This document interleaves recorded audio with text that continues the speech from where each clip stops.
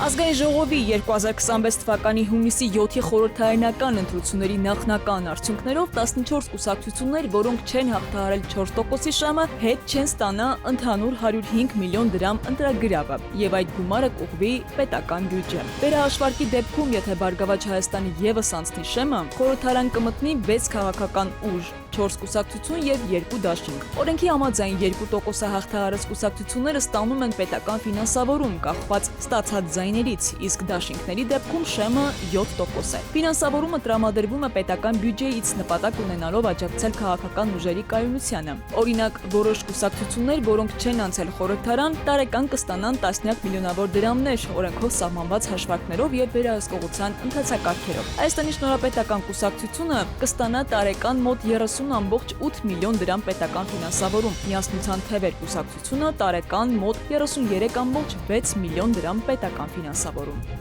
2025 թվականի ընթացքում մերժվել է Հայաստանի Հանրապետության քաղաքացիություն ստանալու վերաբերյալ 805 դիմում։ Հարցին, թե մերժվածների թվում կան արդյոք Արցախից բռնի տեղահանված անձինք, խորհրդարանական հանձնաժողովում նախագահի աշխատակազմից նշել են, որ նման վիճակագրություն չի վարվում։ Հավելել են, որ նման դեպքերը գրեթե բացառվում են, քանի որ Արցախից բռնի տեղահանված քաղաքացիների դիմումները դիտարկվում են հատուկ կարգով եւ հնարավորինս սեղմ ժամկետներում։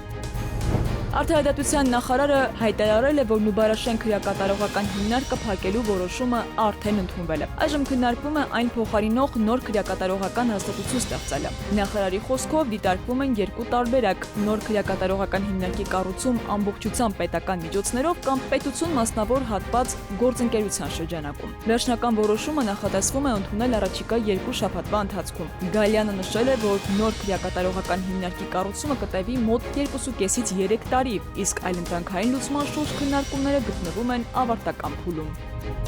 Հաշվի առնելով Լայմի հիվանդության հաստատված դեպքը, Զանգեզուր կենսոլորտային համալիր ՊՕԱԿ-ը կոչի անում այցելուներին զգոն լինել բնության հատուկ պահպանվող տարածքներում։ Լայմի հիվանդությունը փոխանցվում է վարակված տզի խայթոցի միջոցով։ Ուստի կարևոր է կանխարգելումը եւ ժամանակին բուժումը բարդություններից խուսափելու համար։ Խորհուրդ է տրվում կրել փակ եւ բաց գույնի հագուստ, օգտագործել տզերից պաշտպանող միջոցներ, խուսափել խիստ խոտածածկ տարածքներից եւ բնությունից վերադարձից հետո մանրակրկիտ զննել մարմինը։ Հիվանդությանը բնորոշ են մաշկի օղակաձև կարմրությունը, ջերմությունը, գլխացավը, թուլությունը եւ հոդացավերը։ Ախտանիշների կամ տզի խայթոցի դեպքում անհրաժեշտ է անհապաղ դիմել բժշկի։